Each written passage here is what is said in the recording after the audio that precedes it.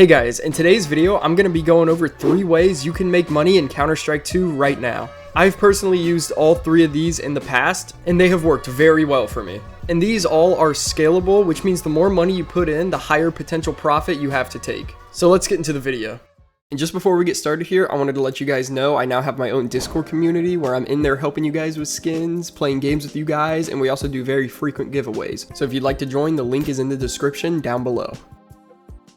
The first money-making method I want to talk about here is trade-ups. Now, trade-ups are a form of gambling, but to make money with it, you gotta take advantage of the way floats work in Counter-Strike. I won't be getting into crazy detail on exactly how the floats work, but a good example of this is taking 10 low float minimal wear skins, and when you trade it up, you'll get a factory new skin in return. This could be very lucrative, especially if the price of the factory new skin is far higher than the minimal wear variant. Now, although this might sound very cut and simple, there is a catch. Sourcing exact float skins for your trade-ups can be kind of difficult. The best way to do this is sniping low float skins off the market. But even with the use of plugins and extensions to help you snipe these skins, it still takes a long time to source all 10 for a trade-up. And this method is scalable, so the more expensive of a trade-up that you do, the more profit you will make in return. But again, it is still gambling, so it's not a 100% guaranteed to make money every time, but it's more or less a way of controlling the odds to better favor the outcome. And if you want to learn more about these trade-ups, I definitely recommend visiting Tech Savvy Scientist's YouTube channel. He has tons of videos of himself crafting these profitable trade-ups and sharing them with you guys to do yourselves. But I will say this method out of all 3 today is probably the least likely to make you money, even though it still has a good chance of doing so.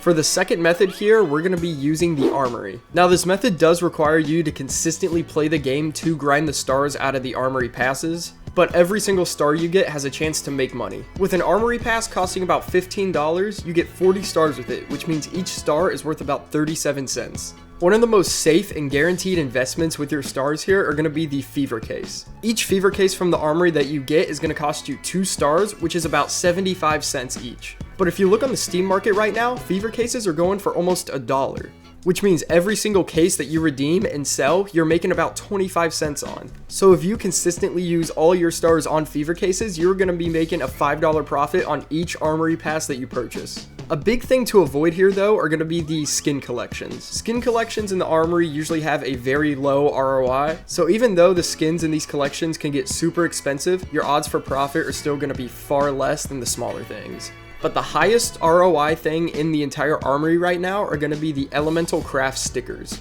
Now, these won't be guaranteed profit every single time like the fever cases are, but with only a little bit of luck opening some of these stickers, you could be making a lot of money. Pulling one lenticular out of this collection almost pays for the entire pass alone. But even not counting the rare stickers, some of the blues in here are almost 3 times the cost of 1 star. So even though the elemental craft stickers aren't 100% profit, they still have an insane ROI overall. So overall, if you want to be making money with the armory, I definitely stick with the fever cases and the elemental sticker crafts. The third way of making money, and probably one of the most consistent and my personal favorite overall, is just going to be skins trading. This consists of just trading your skins for other people's skins. Now, this does take a little bit of money up front to get started, but once you do get started, you can make very good consistent profit. Now, what you want to do to start out is just to build a nice clean inventory of liquid play skins. This can consist of play skins, knives, gloves, anything like that. And now once you have all of this, you want to start advertising what you have. Now, there's many ways you can do this, but the personal best one that worked for me is going to be advertising in Discord servers. There are tons of public Discord servers where you can go in and advertise your trades. Now, once you've done all of this, you will slowly start to see trade offers rolling in. The big thing you want to know here is that you have something that they want. And 9 times out of 10, they will be more than willing to overpay for what you have. So for every trade you make, you want to set a certain amount of overpay that you want to take on the trade. This could be somewhere around 10% for lower tier trades and around 4 to 5% for higher tier trades. And this is something I've personally done in the past, and it's worked very well for me. There's a few examples I can show you here of me doing this. One being this Medusa trade, where I traded this Medusa for this Agent, this Souvenir Desert Hydra, and this Fennec Fox, and I took over $200 profit on this trade alone. But the one big thing you need to understand while you're doing this is to not care what items you're getting in return. You're only looking to make profit on the trade. But on the other hand, you don't want to be taking things like blue gems or rare patterns that are going to be hard to sell and hard to price. Keep all of your trades as liquid as possible, that way you can flip the skins around and trade them again. Or you could even just sell them cash, and if they're liquid, you can get that cash very quickly. So overall, for the 3 money making methods in this video, this has definitely been the most profitable way for me. But again, this method does scale very heavily, so the more expensive items you have, the more money you're going to be making on the trades and vice versa. But regardless, this is still probably the #1 money making method in Counter-Strike 2 in my opinion.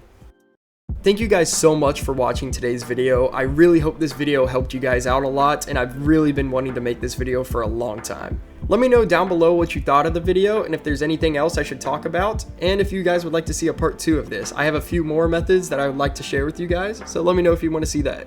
And remember to join the Discord. We always do the giveaways in there, and we just hit 300 members. I love the community we've built in there, and it always makes my day seeing new faces in there. That's about it. Take care.